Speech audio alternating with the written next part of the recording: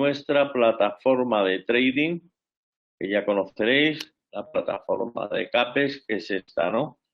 Bueno, el título de este webinario, que es cómo beneficiarse de un mercado bajista. Bueno, esto viene a cuento de que hay, parece una obviedad, ¿no? Pero es así.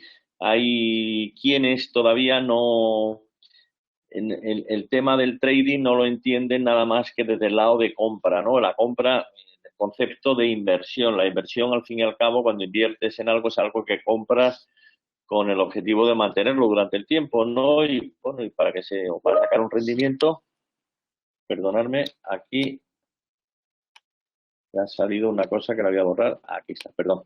Bien, sacar un rendimiento de ello o que se revalorice, ¿no? Una inversión en bolsa o en inversión inmobiliaria o cualquier otra, una empresa, ¿no? Y esto es el concepto de inversión. Pero aquí, en el trading, tenemos la versatilidad, la posibilidad de hacer, de aprovecharnos de movimientos en un sentido o en otro, independientemente de que sean alcistas o lo que venimos a decir aquí, o movimientos a la baja, ¿no? Que son movimientos que se llaman bear market, se llama así, ¿no? En cualquier activo, no estamos hablando solamente del mercado de bolsa, ¿no? De mercados de acciones o de índices bursátiles, sino de cualquier otro de los que tenemos aquí. Como sabéis, tenemos divisas, índices también, por supuesto, y materias primas y esto. Entonces, hay momentos en que los mercados, los activos, depende de algún mercado, pues tienen una tendencia a la baja, ¿no? Y lo que sí que hemos notado es que algunos clientes nuestros y esto no operan porque solamente ven oportunidades a la compra y esto no es correcto, ¿no? Aquí la ventaja de operar en derivados financieros como son los que ofrecemos aquí, que son CFDs, que es un derivado financiero igual que un futuro financiero u otros que existen de la misma categoría, te da la posibilidad de tanto comprar como vender, ¿eh? Entonces, ¿qué es lo que tenemos que tener en cuenta en ese sentido? Bueno, ¿cómo identificar, que decimos aquí, ¿no? ¿Cómo identificar un mercado bajista? Bueno, pues el análisis es idéntico es igual, es el mismo análisis que se hace en un mercado alcista o bajista. En primer lugar, lo que tenemos que ver son razones fundamentales para que el activo, en consecuencia, el que estemos analizando, pues tenga una caída en el precio, ¿no? Valoraciones fundamentales. Ahora pondré algunos de los ejemplos en algunos activos aquí, ¿no? Que voy a poner. Y luego el análisis técnico, ¿no? El análisis del gráfico, ¿no? Por ejemplo, aquí tenemos, siempre empiezo con el tema del Nasdaq aquí, que hemos visto que desde esta fecha, desde el final del año pasado, 28 de diciembre exactamente, empezó un mercado claramente bajista, ¿no? Un mercado bajista en el gráfico se identifica claramente porque tiene máximos, va cayendo en zigzag, y tiene máximos decrecientes, máximos a la baja que nunca son sobrepasados, casi nunca son sobrepasados. Por ejemplo, 1, 2, 3, aquí sube y no sobrepasa este, 4, seguimos aquí a la baja, aquí sí que lo ha sobrepasado ligeramente y aquí empieza a tener un movimiento que podemos decir que es un poco más lateral. En mi opinión, y ya lo he comentado varias veces, esta gran caída que hemos tenido aquí en los mercados, en los índices americanos, vamos a poner aquí el rango de precio, que ha llevado a caer al Nasdaq, por ejemplo, lleva una caída desde arriba de nada más y nada menos que de un 20, casi 29%, una caída ya muy precipitada y a pesar de que casi todas los comentarios que podréis leer ahí, incluso análisis de bancos de inversión, incluso, ¿no? Y de analistas reputados del mercado, hablan de que todavía le queda una pata bajista al mercado. Yo soy más escéptico en este sentido. En una caída de casi un 30% en un escenario en el que todavía no tenemos una evidencia clara de que puede haber una recesión. Se habla mucho de recesión económica, pero bueno, en Estados Unidos hablo, es diferente en Europa, pero en Estados Unidos están hablando de recesión económica cuando el último dato de empleo ha sido de pleno empleo, 3,6%, y se han creado más puestos de trabajo en el sector no agrícola de lo que se esperaba en un momento, ¿no? O sea, la recesión de momento puede ser para el año que viene quizás, pero de momento eso no se está viendo, ¿no?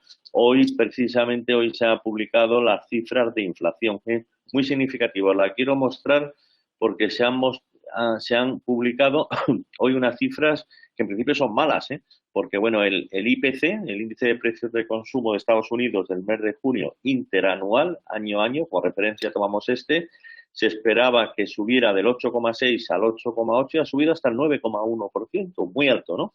Muy alto ese nivel. Sin embargo, la subyacente, que se llama Core CPI interanual, sí que ha caído con respecto al mes anterior de 6 a 5,9, pero menos de lo que se esperaba. Se esperaba que cayese más, 5,7. Por lo tanto, inflación alta del mes de junio, a pesar de que las materias primas, que han sido una de los principales focos de causas, ¿no?, de la inflación, las materias primas se han desplomado. Ahora podemos verlo: el petróleo, el cobre, el gas natural en Estados Unidos, la gasolina en Estados Unidos ha caído fuerte, pero eso no se ha reflejado en el mes de junio, ¿no? Bueno, pues con esta cifra mala, mala, sin embargo, el mercado, aquí en Nasdaq en concreto, ahora mismo está en positivo. Se ha movido mucho después de la cifra, mientras si miramos aquí la cifra, lo primero que ha hecho ha sido esta caída, Una cifra mala implica tipos de interés más altos de mercado,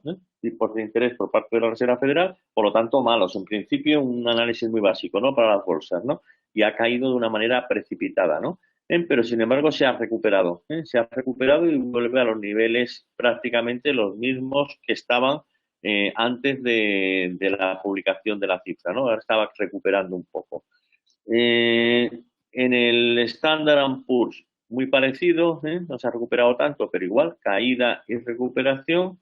Y en el Dow Jones la recuperación es menos, ha sido caída. Y aquí, tener en cuenta que se están publicando también, estamos en la temporada de publicación de beneficios, de resultados, de ingresos, ¿no?, por parte de las empresas americanas, y eso está influyendo. Por cierto, ayer se publicaron las de Pepsi, la primera gran empresa, Pepsi, la bebida, Pepsi Cola, y fueron muy buenas, ¿no? Bueno, fueron bastante buenas. Si las cifras que se vayan publicando mañana, mañana empiezan los grandes bancos americanos, JP Morgan, Morgan Stanley, todo esto.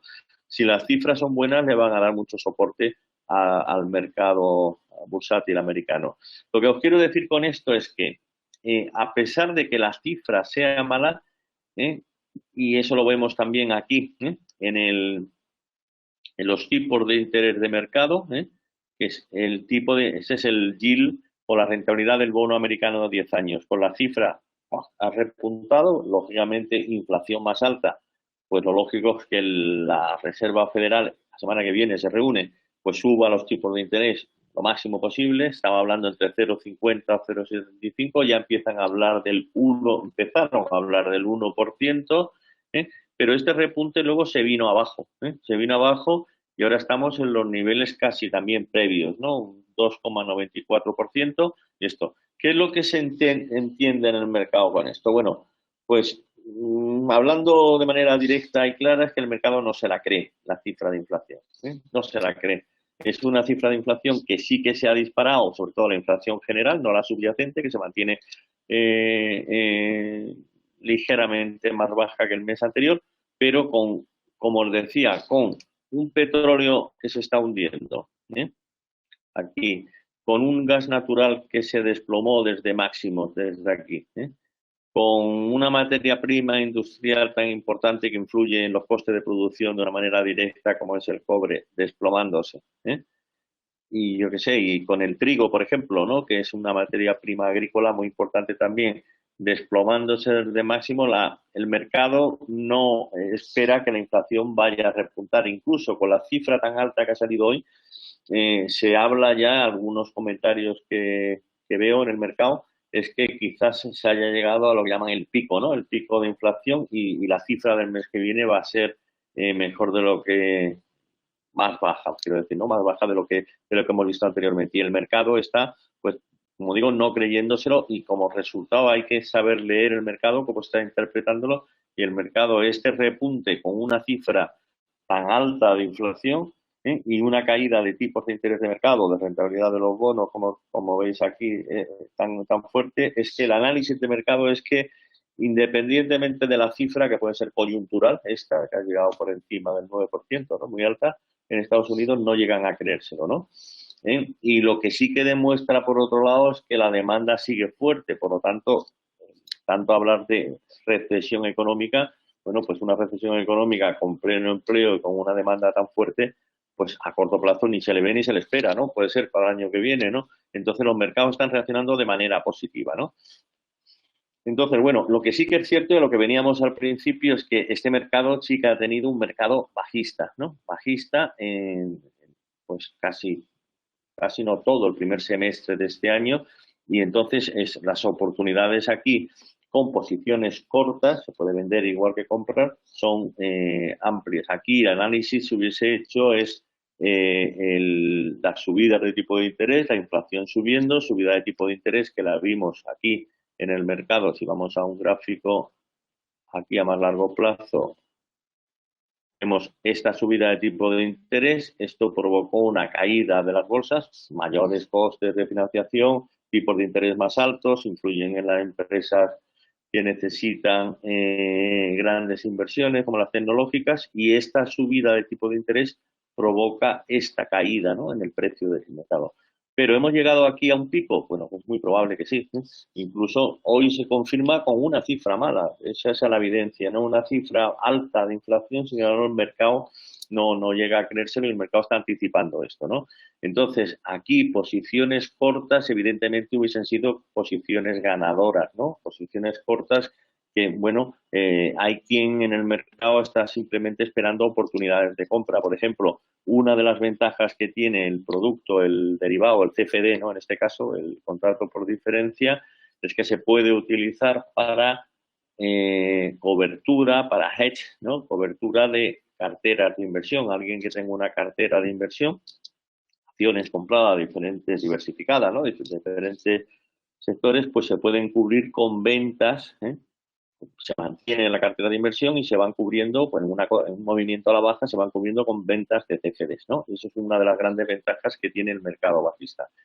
Como os digo, en mi opinión, en las bolsas, en Estados Unidos, no hablo de Europa, Europa tiene más problemas todavía, problemas con el corte de suministro del gas, problemas con el euro que se está viendo prácticamente, ¿no? Ahora está subiendo un poquito en estos momentos. Entonces, vemos que aquí la posibilidad de recuperación es bastante más complicada.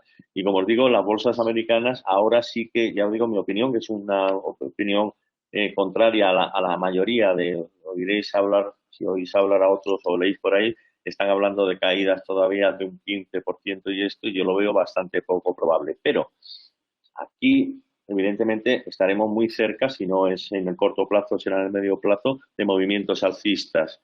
Y seguramente la Reserva Federal, a pesar de la cifra de inflación, no la siguiente, sino las otras reuniones, subirán los tipos de interés quizás menos de lo que se había esperado. La siguiente del mes que viene, de la semana que viene, seguramente subirán 0,75%. Pero, sin embargo, hay otros mercados que sí que tienen evidencias claras de mercados bearish, bajistas, a la baja, ¿no? Por ejemplo, el petróleo.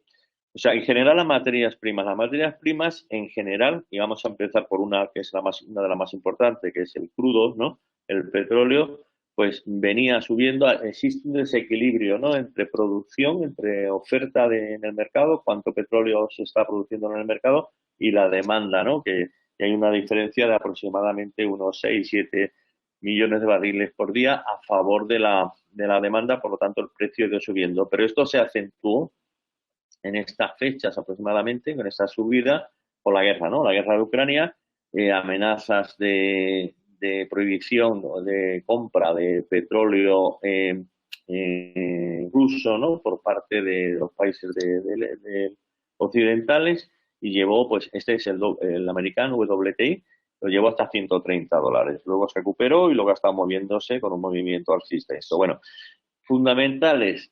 Por un lado, la demanda global de crudo en un escenario de desaceleración económica global está a la baja. Eso por un lado. Eso sería bajista en principio desde esos niveles para el petróleo y de hecho ya lo está reflejando en esta caída que hemos visto aquí. Eso en primer lugar. Pero además de eso, cabe la posibilidad, de hecho, ahora está Biden está por Oriente Medio, ¿no? De que se incremente la producción, todavía no lo sabemos, pero que haya un incremento, que sea parcial de la producción por parte de los países de los Emiratos y de Arabia Saudí, eso añadiría más petróleo al mercado y podría darle algo más de presión.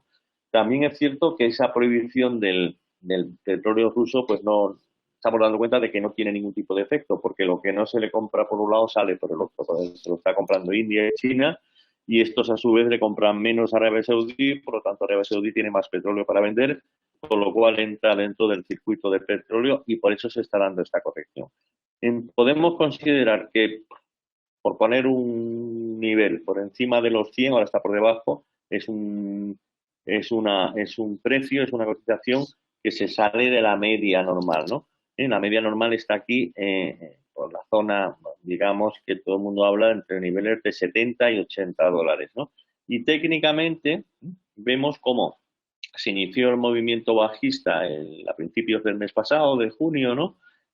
Y ha seguido la baja en un claro máximos decrecientes, como veis aquí, y ha tocado esta zona de 94,71. Es una zona muy importante, muy importante de soporte, un soporte mayor, ¿no? Un major support, 1, 2, 3, aquí también lo ha tocado 4, aquí lo ha tocado 5 y lo ha tocado ayer precisamente y hoy también lo ha tocado esta zona, ¿no? O sea, un quiebre, una rotura de esta zona de soporte que además coincide con la media móvil de 200, media móvil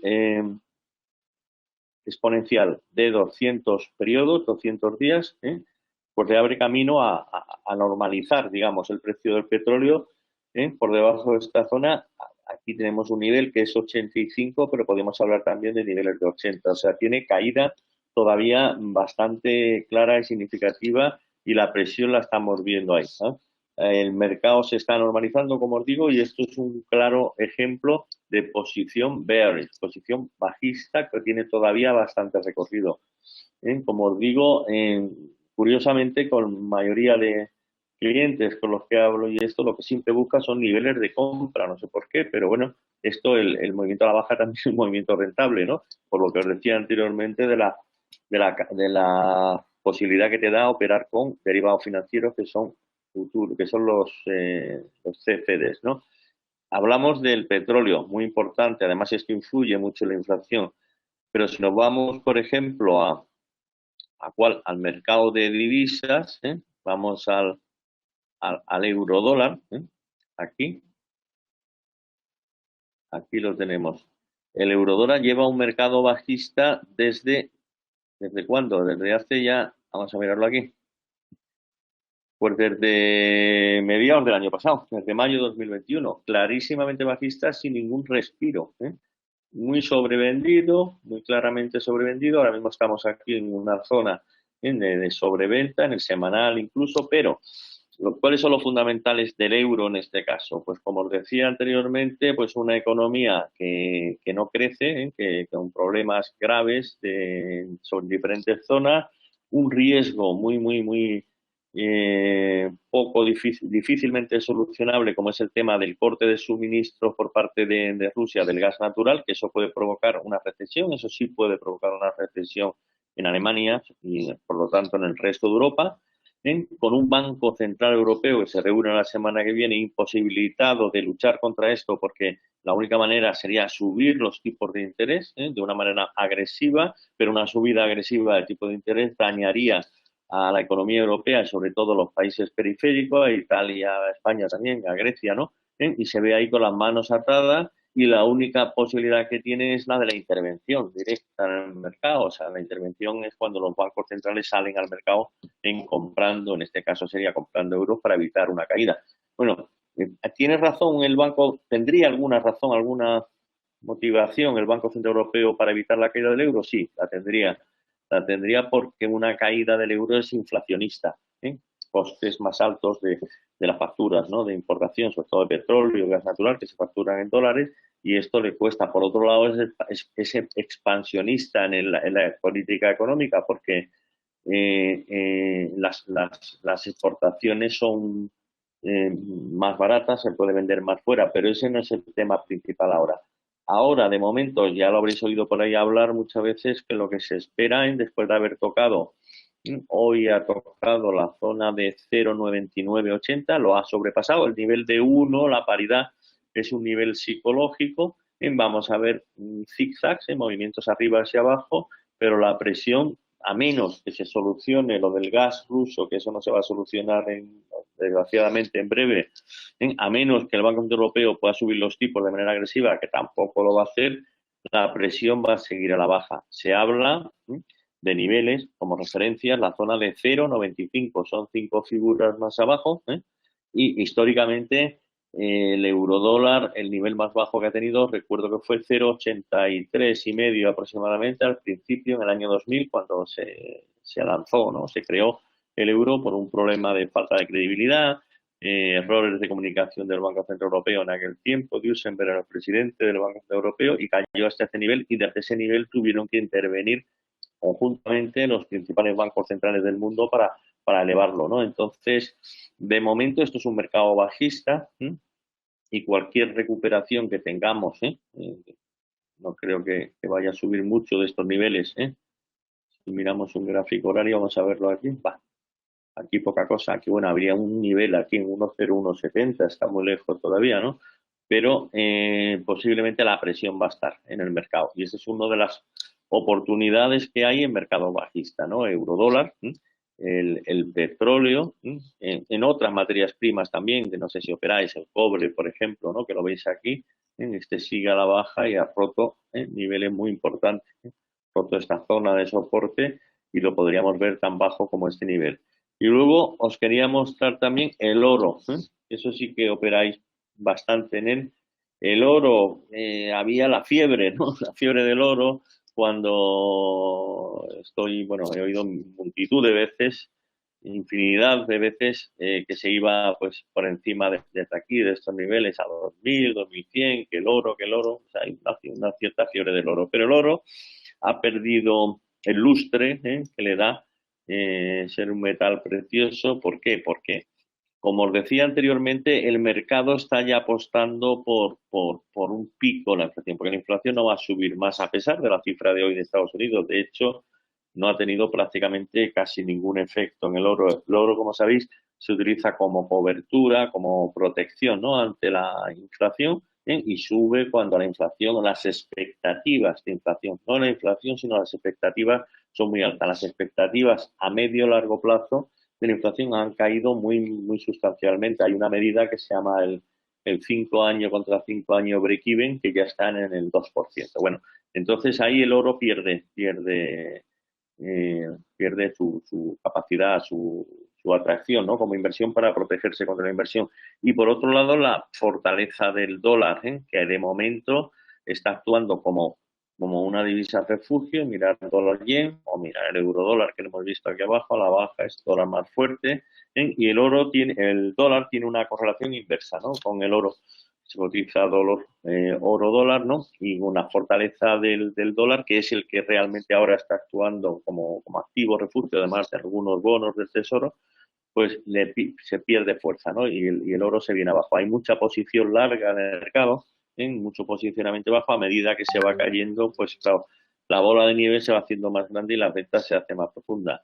Técnicamente, vemos aquí esta tendencia alcista, y aquí, si veis aquí, esto puede ser un hombro, cabeza, hombro técnico, lo ha roto a la baja, y que en principio, teóricamente, esto es puro análisis técnico, no es otra cosa, tendría una proyección hasta la zona esta de aquí, lo tengo calculado hasta la zona de 1600 aproximadamente.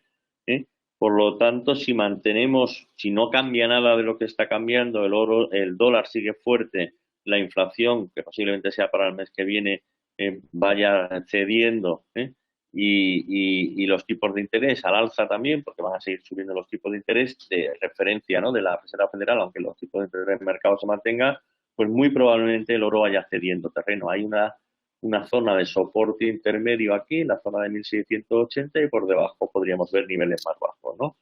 Por lo tanto, como os digo, hay muchas oportunidades en el mercado, de del lado de las ventas, ¿no? No solamente son las compras, ¿no? Independientemente de que las ventas aquí también en los mercados bursátiles pues pueden utilizarse como protección, ¿no? A carteras, como hedge, ¿no? A carteras de inversión que se tenga, ¿no?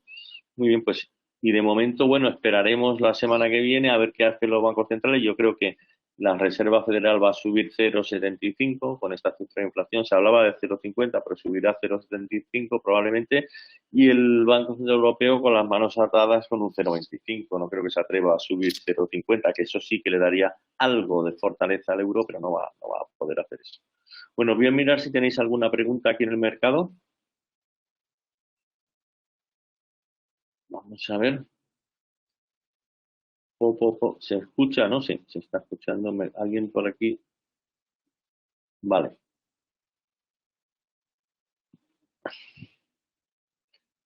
Si tenéis alguna pregunta, por favor, escribirla o si queréis que miremos algún activo en concreto que queréis que miramos. Carlos me dice, sobre el oro ya hemos hablado mucho, adjunto noticia que demuestra la manipulación del oro por JP Morgan. Varios pesos pesados de JP Morgan a juicio por manipular el mercado de oro, ¿vale? Realizaban prácticas de negociación para crear una imagen de falso pesimismo de demanda, influyendo en el comportamiento. Por lo tanto, lo que se mueve el precio no es el dólar ni los tipos, sino el oro papel. Sí, lo que se mueve es el oro papel, si siempre lo hemos dicho. El oro financiero es el 80 o 90%, el oro físico no tiene influencia, vamos. Una noticia de que habían descubierto por ahí una mina de oro inmensa y esto no tiene efecto en el mercado, ¿no? Y lo de la manipulación, eso no lo sé, ¿eh? Esa noticia que dices aquí no te puedo decir. Puede haber algo, pero no sé.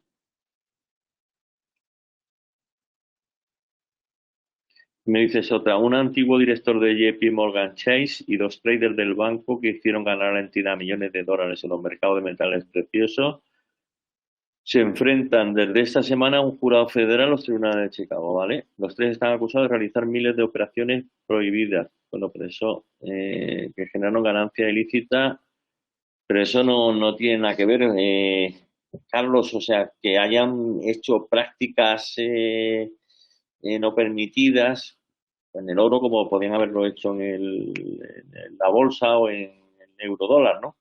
Y están prohibidas pues, por lo que sea, pero manipulación difícilmente va a haber en el mercado, ¿eh?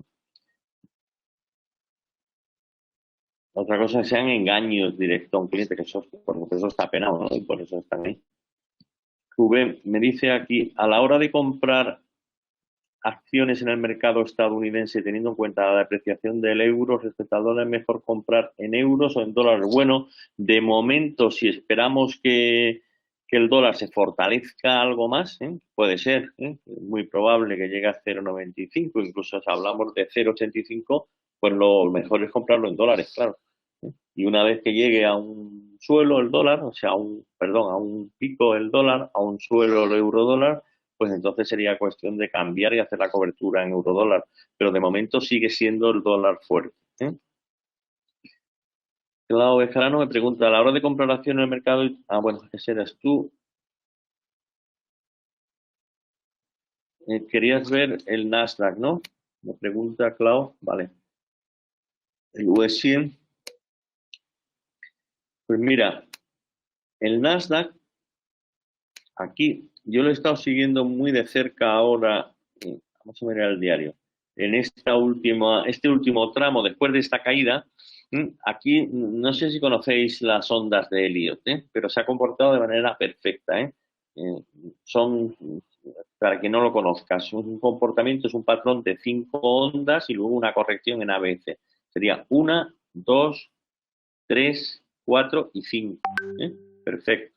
Luego A, B y C. Ya ha terminado aquí. Por lo tanto, este ciclo ha acabado. Lo que es el mercado bajista desde el punto de vista técnico, hemos acabado un ciclo y ahora estamos a la espera de lo que pueda ocurrir.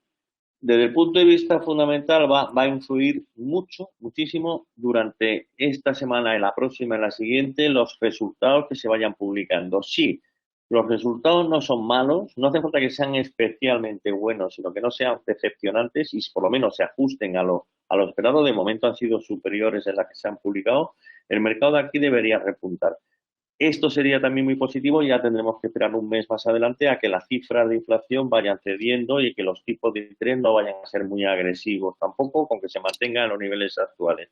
Por lo tanto, posibilidad, aunque todavía podemos estar algo lateral, incluso con algún tipo de volatilidad por el tema de algún dato, algunos temas de la guerra, tal y esto. Y entonces el nivel importante en el más corto plazo es este que tengo aquí señalado, que es el nivel de exactamente 12.232. Van como 500 puntos más alto, ha estado muy cerca, estuvo el día 8 muy cerca de ahí. Superando esta zona, luego la confirmación ya a niveles más altos, que sería la zona de 12.947, por donde pasa la media móvil de 100 días. Y aquí ya empezaremos a hablar de un mercado, fin del mercado bajista, ¿no? Primera aquí, segundo aquí, y por aquí ya empezaríamos a ver correcciones. Y para eso lo que os estoy diciendo, tiene que ayudar el tema de los earnings, de los resultados que se vayan publicando en esta semana, la que viene y la siguiente, y los tipos de interés, sobre todo la inflación, todavía queda un mes. Aquí me dice Héctor que muchos analistas ven una caída adicional en el Nasdaq. ¿Por qué tú no la ves? ¿Crees que estamos ya en un piso? Sí, eso es lo que te comentaba anteriormente, Héctor. Podemos, lo que llaman, cuando hablamos de volatilidad, hablamos de caída, básicamente. Es un eufemismo, la volatilidad. Entonces, podemos tener incertidumbre todavía. Entonces, una de las pruebas que vemos en el mercado de que el mercado está ya haciendo un piso, ¿no? Un suelo, un piso, como dices tú, es que con cifras tan malas como las que hemos visto hoy, tan altas de inflación, que en otros momentos hubiesen sido un mazazo, ¿no? Un golpe fuerte en el mercado no cae con fuerza, de hecho ha recuperado. Los tipos de interés, que en definitiva es lo que ha movido a la baja a las bolsas, lo que enseñaba anteriormente, esta subida de los tipos de interés ha provocado una caída en la bolsa, ¿no? Y esto, como puedes observar, ni con inflación más alta ni nada, el mercado está anticipando expectativas de inflación más baja, está retrocediendo, por lo tanto, estamos muy cerca. Confirmación de todo esto, por supuesto no lo sabemos, pero la confirmación, resultados. Si existe un mercado de pleno empleo, si la economía todavía está en crecimiento, todavía no tenemos datos de recesión en el mercado, si los resultados empresariales, los earnings, ¿no?, que se van publicando ahora, pues son razonables, no hace falta que sean espectaculares, muy probablemente estaremos viendo, pues por lo menos un fin, ¿no?, del piso, ¿no?, un suelo de estos niveles. Entonces, otra de las cosas, cuando todo el mercado, si veis, oís Bloomberg, Reuters, analistas y tal, todos son súper bajistas, no hay nadie que quiera comprar. Cuando todo el mundo dice que se va a la baja y no cae, es porque no venden. Porque no vendan, al final tendrán que comprar.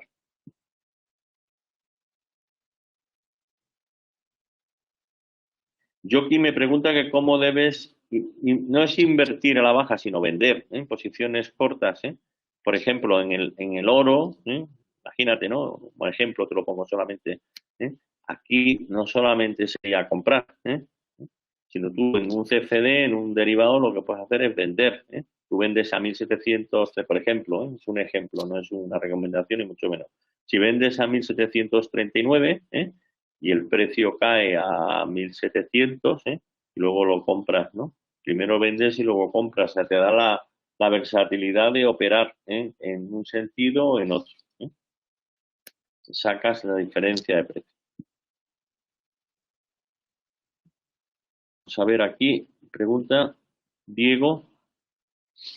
Me pregunta, ¿los CFDs funcionan con precios previstos a futuro que son? No, de contadora o son sobre precios actuales. Sí, Diego, los CFDs, igual que los futuros, pero los CFDs, ahora te explico por qué se llaman futuros. Los CFDs reflejan el precio actual. Puede ser un CFD sobre un futuro. Lo que hacen es una réplica del activo. Por ejemplo, el Standard & Poor's 500, replican el futuro del mini S&P 500. Es igual, es el precio que el futuro del mini S&P 500 tiene, o puede ser el contado, ¿no?, del eurodólar, es el precio de contado del mercado. Lo refleja de manera exactamente igual. Los futuros, la diferencia que tiene con los futuros es que los futuros tienen vencimientos, vencimientos que pueden ser mensuales, trimestrales y esto. Entonces, la diferencia entre el precio del primer mes de vencimiento al tercero o al cuarto periodo de vencimiento, pues tiene primero que ajustarse por los flujos de caja, por lo que es la financiación en ese periodo de tiempo, por lo tanto son diferentes, y en cierta manera también por las expectativas de mercado, que pueden estar a descuento, se llama backwardation, o en contango, que es en positivo. Los CFDs no tienen vencimientos, sí lo tienen si reflejan un futuro, o sea, es el reflejo del activo, que en ese caso sí lo tendría, pero no tienen vencimiento ni son entregables tampoco. Los futuros, tú compras un futuro sobre un bono americano y te lo quedas, lo compras y al vencimiento, y el vencimiento te entregan el bono, físicamente, bueno, te lo notan en cuenta, ¿no? El CFD no, el CFD siempre se liquida por diferencia, pero refleja exactamente el precio del activo. Y puedes comprobarlo que ahora en el mercado interbancario el eurodólar está a este precio, exactamente ahí. Vamos a ver aquí, me pregunta Víctor, a ver, las acciones tecnológicas están a la expectativa de la subida de los tipos de interés de la FED o podrán subir independientemente de ellos. Las subidas de los Víctor, las subidas de los tipos de interés de la FED ya están descontadas en el mercado. Este precio que os enseño tantas veces aquí, que es el bono a 10 años, ya descuenta subidas de tipo de interés hasta 3,5 o 3,75%. Entonces, la Reserva Federal va a subir la semana que viene 0,75 y eso no va a afectar al mercado. Afectaría no la subida en sí, sino si el discurso posterior diera a entender que las subidas van a ser más agresivas o menos agresivas, ¿no? Entonces se ajustaría lo que ya está descontado en el mercado. Por lo tanto, esta caída que hemos visto en las empresas tecnológicas se produjo antes de que se produjera la subida de tipo de interés porque ya se anticipaba al mercado. Una vez que ha caído, la Reserva Federal lo que va a hacer es llevar los tipos de interés hacia donde el mercado está. Y entonces no tiene por qué tener ningún efecto. Otra cosa es que por alguna razón, por la inflación o por lo que fuera, vayan a subir los tipos de interés más de lo que el mercado tiene descontado. Entonces sí podría afectar negativamente. O al contrario, que es lo que yo pienso, que los tipos de interés no lo van a subir tanto como el mercado tiene anticipado o tenía anticipado hace unos días y el mercado pueda recuperar.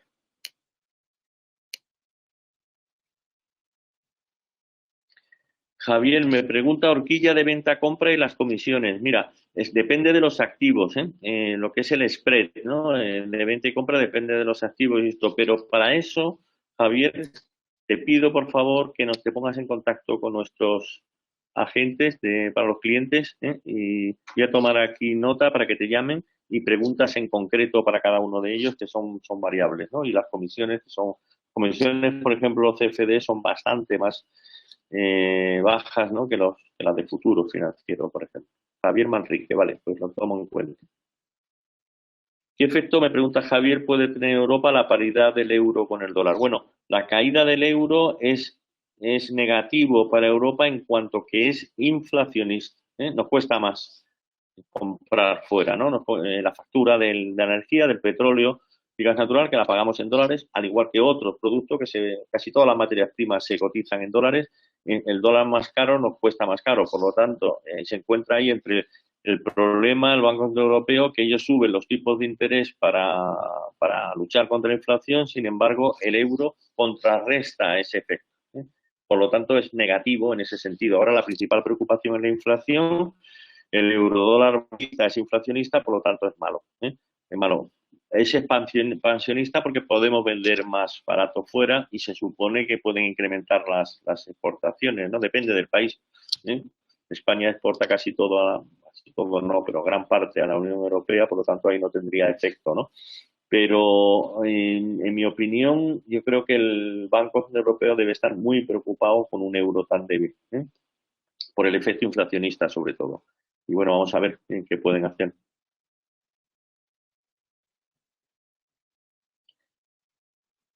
En liquidez, me pregunta Víctor, posibilidad de liquidez, hoy conviene mejor dólares, sí. Se supone que, me pregunta que conviene más dólares o euros. De momento el dólar es alcista, sí.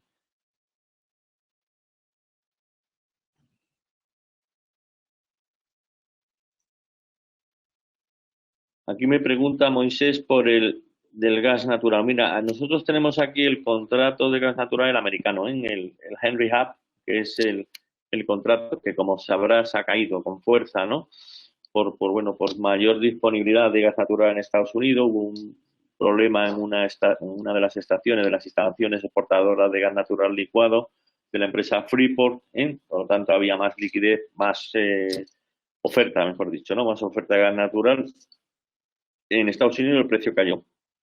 En Europa, que no lo tengo aquí, que es el TFF, el holandés, sigue al alza de momento. Ahí presionado al alza muy presionado al alza por el tema del miedo, ¿no? Al desabastecimiento después del verano por falta de suministro, ¿no?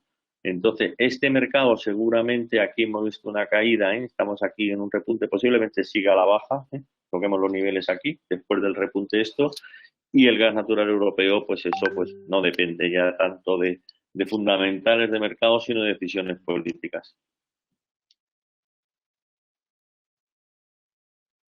Aquí me dice Rubén que si respecto a la compra en el mercado estadounidense, ¿no crees que es mejor comprar en euro ya que está en mínimo respecto al dólar y si va largo al menos 2 o 3 años el euro se apreciará? Sí, sí, sí.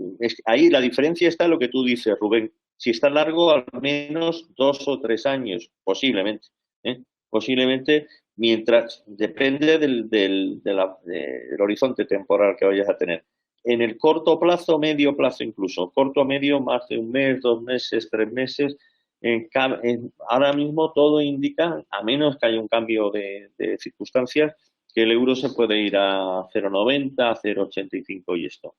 Evidentemente sería mejor comprarlo a 0,85 que a 1,0076, pero toda la presión está ahí a la baja, ¿no? A largo plazo, si ves una posición a largo plazo, muy difícil hacer una previsión, pero muy probablemente lo veamos de nuevo por encima de estos niveles, ¿no? Pero en el corto plazo no.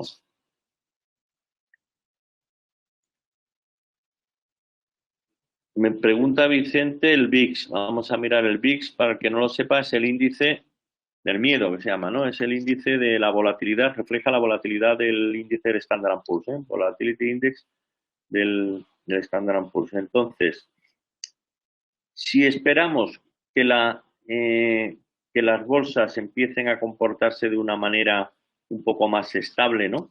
Más estable. Vamos a mirar aquí el diario. En estabilidad de los mercados, o en subida sobre todo, el VIX tiende a caer, ¿no? A niveles, la media aquí, mira, la media del VIX, lo normal estaría incluso por debajo de 20, ¿no? Ahora estamos en una zona intermedia, ¿no? Hay mucha incertidumbre, la zona por encima de 35. Estamos en medio, no hay una dirección clara. Yo diría que debería ir retrocediendo ligeramente, ¿eh? Aquí, bueno, aquí muchas veces para trading es bastante, muchas veces no claro, pero bueno, cuando llega por encima de 30, 32 es una venta y por debajo de 20 es una compra, que estamos en medio. Pero yo apostaría porque debería ir retrocediendo, ¿eh? Cayendo en los próximos semanas y meses quizás, sí. Bueno, oye, muchísimas gracias.